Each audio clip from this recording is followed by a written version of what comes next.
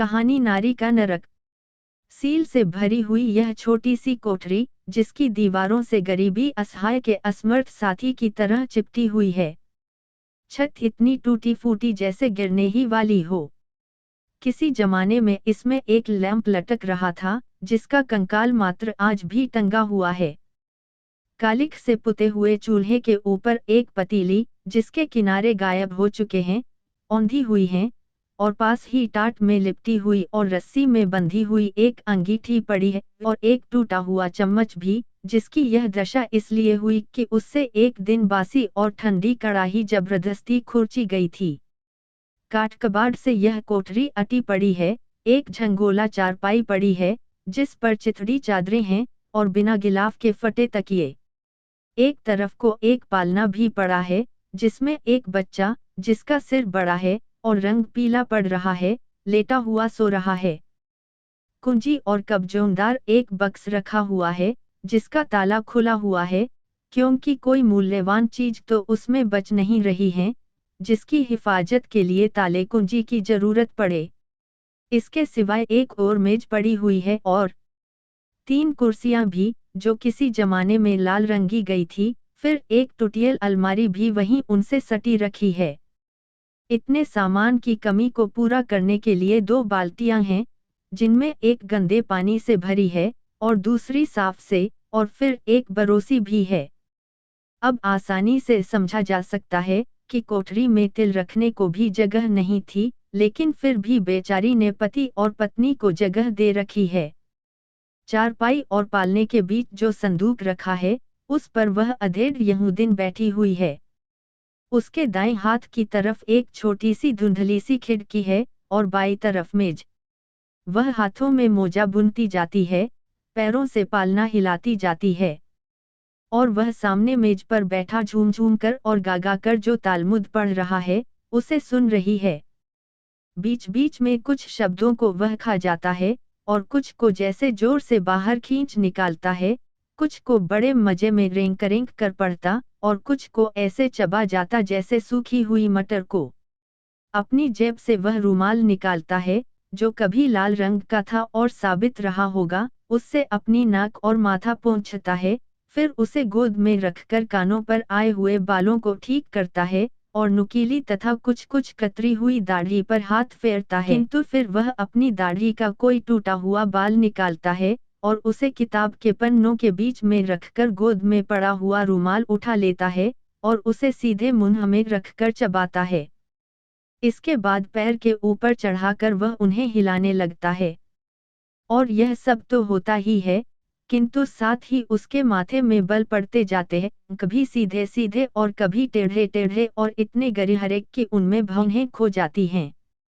कभी ऐसा लगने लगता है जैसे कि उसके सीने में कोई दर्द उठा हो, क्योंकि वह अपने सीने पर हाथ रखकर जोर से दबा देता है। यकायक वह अपना सिर बाईं तरफ को झुका लेता है, बाईं नथुने में उंगली डालकर छींक लेता है, फिर अपना सिर सीधी तरफ को झुकाता है, और सीधे नथुने में उंगली डालकर छींक लेता है। बीच बीच में वह हुलास भी सूंघता जाता है, पैर खींचकर बैठ जाता है, आवाज तेज हो जाती है, कुर्सी चरमराती है, और मेज खड़खड़ाती है। किंतु पालने में सोया हुआ बच्चा जागता नहीं, क्योंकि यह जो शोर हो रहा है, वह तो रोज ही होता है। उसके लिए यह कोई नई बात तो नहीं थी, और वह उसकी पत्नी बराबर अपने पति पर ही नजर जमाए बैठी है, उसकी जराजरा सी आवाज जैसे अपने कानों से पिए जा रही है। यह जरूर है कि वह अपने समय से पहले ही बीत गई है। कभी कभी वह आह भर लेती है, काश यह इस लोक के लिए भी उतने ही योग्य होते, जितने कि परलोक के लिए हैं, तब फिर यहाँ भी जी सुख से रहता, जिंदगी आराम में कटती। लेकिन फिर वह अपने मन को स्वयं ही आश्वासन दे लेती है, आत्मसम्मान की क्या रक्षा की जाए, 2 नावों पर तो पैर रखकर नहीं चला जा सकता। वह बराबर सुने ही जा रही है। पल पल पर उसकी झुर्रियोंदार मुद्रा बदलती हैं, अब वह घबराई सी है, और क्षण भर पहले ही तो खुशी उस पर खेल रही थी। अब उसे याद आया, अरे आज तो बृहस्पति है। और रविवार के लिए घर में एक दाना भी नहीं है। और याद आते ही उसके मुख पर व्याप्त खुशी हल्की हुई, फिर क्रमशः धुंधली होकर उड़ गई। खिड़की के धुंध में से उसने सूरज की तरफ देखा। बराबर देर हो रही है और घर में एक चम्मच गर्म पानी भी नहीं है। हाथ की सलाइयां चलनी बंद हो जाती हैं, एक काली मासी उसके मुख पर छा जाती है। बच्चे की तरफ देखती है, उसे लगता है कि वह बस अब जगने ही वाला है। बेचारा बच्चा कमजोर तो है ही, और उस पर भी उसके पीने के लिए एक बूंद दूध भी नहीं है। उदासी की कलिमा घनी अंधियाली में बदल जाती है। सलाइयां कांपती हैं और रुक रुक कर चलती हैं। और जब उसे यकायक ख्याल आ जाता है कि मियाद तो बीतने आई, पर उसके बूंदे और चांदी की मोमबत्तियां तो अभी गिरवी ही पड़ी हैं, संदूक खाली पड़ा है, लैंप भी बिक चुका है। तब तभी सलाइयां उसकी उंगलियों में हत्यारे की छुरियों की तरह चलने लगती हैं। मुख की उदासी घनीभूत होकर भौहों पर जमा हो जाती हैं, और ऐसा लगता है जैसे बस कोई तूफान ही आने वाला हो। उसके गड्ढों में घुसी हुई रूखी मटीली आंखों में जैसे बिजली चमक उठी हो। और वह बैठा पढ़ता ही रहा, जैसा का तैसा। उसे कुछ पता नहीं कि इतनी देर में ही परिस्थिति में क्या परिवर्तन हो गया। वह नहीं देखता कि पत्नी ने मोजा बुनना बंद कर दिया है, उसका माथा व्यथा भार से दबा जा रहा है, और मेरी ओर देख रही है, ऐसी दृष्टि से जो उसकी नस-नस को हिला दे। नहीं देखता कि उसके ओंठ कांप रहे हैं, मुंह तमतमा रहा है। वह किसी न किसी तरह अपने को रोके हुई थी, फिर भी तूफान तो उसके अंतर से उमड़ा ही आता था, और जरा सा अवसर पाते ही वह टूट भी पड़ेगा। और वह अपने धर्मशास्त्र का एक वाक्य बहुत खुश होकर पढ़ रहा था, इसलिए यह मतलब निकलता है कि वह आगे 3 कहने ही वाला था कि निकलता के जोर ने जैसे चिंगारी पैदा कर ही दी, तो पत्नी के दिल की बारूद को अब भड़का कर जला देने के लिए काफी थी। उभरती हुई बाढ़ को जो बोध अब तक रोके हुए था, उसको इस एक शब्द ने ही जैसे खोल दिया, और वह बाढ़ छूट निकली। सामने जो कुछ पाया, उसे निगलती हुई वह तीव्र गति से वह चली। निकलता है, तू कहता है निकलता है, तो निकल क्यों नहीं जाता, जो नवाब बना बैठा है। गुस्से से उसकी आवाज भारी हो गई, फिर जैसे नागिन की तरह फुफकारती हुई बोली, निकल नहीं जाता, चुकती का दिन आ रहा है, आज बृहस्पति है, बच्चा बीमार है, दूध की बूंद नहीं है, हाय। उसकी आंखें आग उगलने लगीं, चुसी और गड्ढे में धंसी हुई छातियां भभक उठीं, सांसों में से झंझावात बरस पड़ा। और वह पत्थर बना बैठा था, पत्थर। खून जैसे सूख गया, सांस बंद हो गई।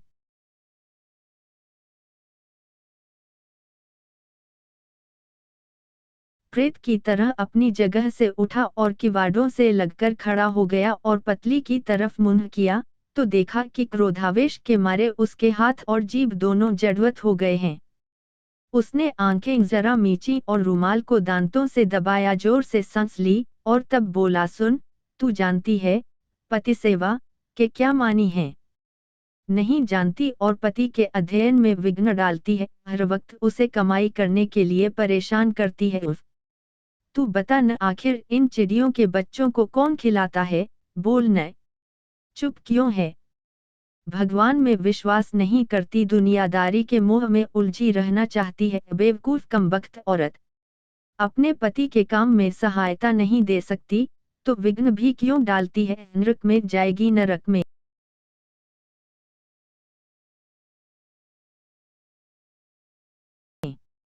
वह चुप रहती है। उसका मुख पीला ही पड़ता जाता है, कंपकंपी बढ़ती ही जाती है। पति महोदय को शह मिल जाती है। पत्नी की घबराहट उसमें दृढ़ता पैदा कर देती है। अरे हरामजादी, नरक की आग में पड़ेगी, नरक की आग में, पापिन, वहां तेरी जीभ खींची जाएगी, जीभ, तब पापों का फल भुगतेगी अच्छी तरह, और पति का विरोध करने का मजा चखेगी। वह चुप थी, चुप रही। चेहरा सफेद फूक पड़ गया। और वह मन में जानता है कि मैं गलती कर रहा हूँ, व्यर्थ ही निर्दयी बन रहा हूँ, बेचारी की कमजोरी से नीच फायदा उठा रहा हूँ, पर अब वह भी करे तो क्या, गुस्सा हद से जो बाहर हो गया है।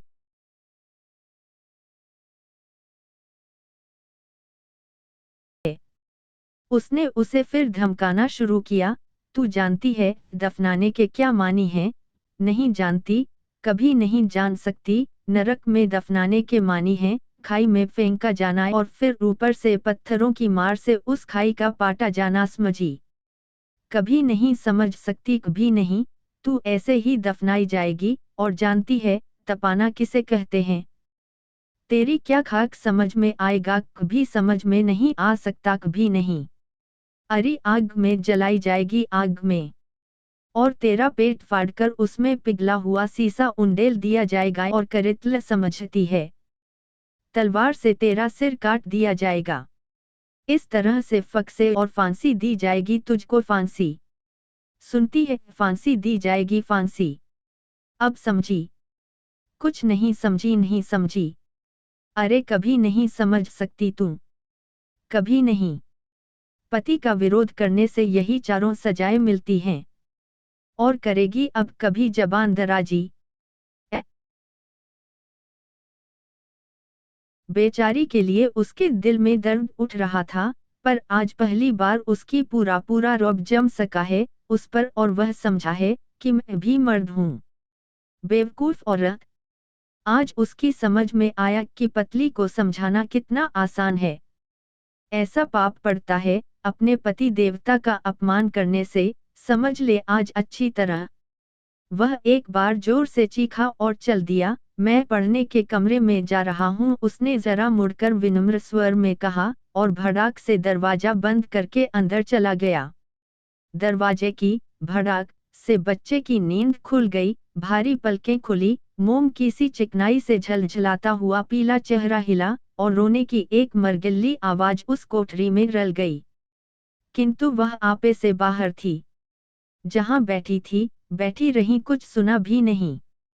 हाय, उसके घुटे हुए कलेजे से आवाज निकली, तो यह बात है क्या? यही इस लोक में तो कुछ है ही नहीं, परलोक की कौन जाने। वह कहता है फांसी लगेगी, पत्थर पड़ेंगे, आग में झोंकी जाएगी, सर काटा जाएगा, गला घोटा जाएगा, फांसी लगेगी, उबलता हुआ सीसा पेट चीर कर उंडेला जाएगा। पति की बात न मानने पर, धर्मशास्त्र के विरुद्ध कार्य करने पर, हा हा हा हा। फिर वह एकदम जैसे अत्यंत व्यग्र हो उठी। हूँ, मुझे फांसी लगेगी, लेकिन यहीं यहीं, अभी यहीं। इंतजार किसका करना है अब? बच्चे ने और जोर से रोना शुरू किया, परंतु वह बहरी बनी रही। रस्सी रस्सी, और कोठरी में चारों तरफ वह पागल की तरह घूमने लगी, कोना कोना देखने लगी। रस्सी रस्सी किधर गई? मैं चाहती हूँ मेरी हड्डी भी उसके हाथ न लगे। कम से कम इस नरक से तो पहले छुट्टी ले लूं आज। जरा मजा तो चखे, वह बच्चे को एक दिन पाल कर तो देखे, तब सब चर्बी छट जाएगी आंखों की। मैं अब बहुत सह चुकी हूँ, अब और नहीं सह सकूंगी। बस अब यह आखिर है, अंत होगा होगा। रस्सी रस्सी, उसकी अंतिम चीख ऐसी थी जैसे आग में जलते हुए किसी आदमी की सहायता के लिए पुकार हो। उसे याद है कि एक रस्सी कहीं न कहीं पड़ी है। ओह ठीक है, अंगीठी में बंधी हुई है, अंगीठी में वही होगी जरूर। वह दौड़ गई, अंगीठी से बंधी हुई रस्सी खोली, जैसे कोई अमूल्य निधि पा गई। सिर उठाकर छत की तरफ देखा, लैंप वाला कुंदा मौजूद है। बस अब मेज पर चढ़ने की। वह चढ़ती है, पर मेज पर से उसने देखा कि बच्चा यकायक चौंक कर उठ पड़ा है और एक किनारे से झुक कर पालने के बाहर जाने की कोशिश कर रहा है। कमजोर है ही, कहीं गिर। और वह मरियल आवाज से सुबका, माँ माँ माँ। उसे नए सिर से गुस्सा चढ़ा, रस्सी एक तरफ फेंक दी, मेज से कूद पड़ी और बच्चे के पास जाकर उसको फिर तकिए के सहारे लिटाकर थपथपाने लगी। इसी के पीछे तो परेशान हूँ, मरने भी तो नहीं देता मुझे। शांति से मैं मर भी तो नहीं सकती। दूध चूसना चाहता है दूध, मैं कहती हूँ जहर चूस जहर।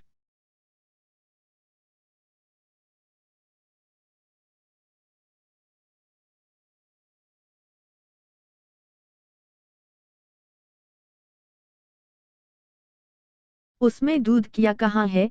और यह कहकर उसने अपनी चुसी हुई गीली छातियां बच्चे के मुंह में ठूंस दी, नहीं मानता तो ले चूस ले, खा जा, मार डाल मुझे। कहानी पर आपकी क्या राय है, कमेंट करके जरूर बताएं। चैनल पर नए हैं तो सब्सक्राइब जरूर करें और ऐसी ही कहानियों के लिए लाइक करना न भूलें। फिर मिलेंगे ऐसी ही नई कहानी के साथ। धन्यवाद। जय श्री राम, जय श्री कृष्ण।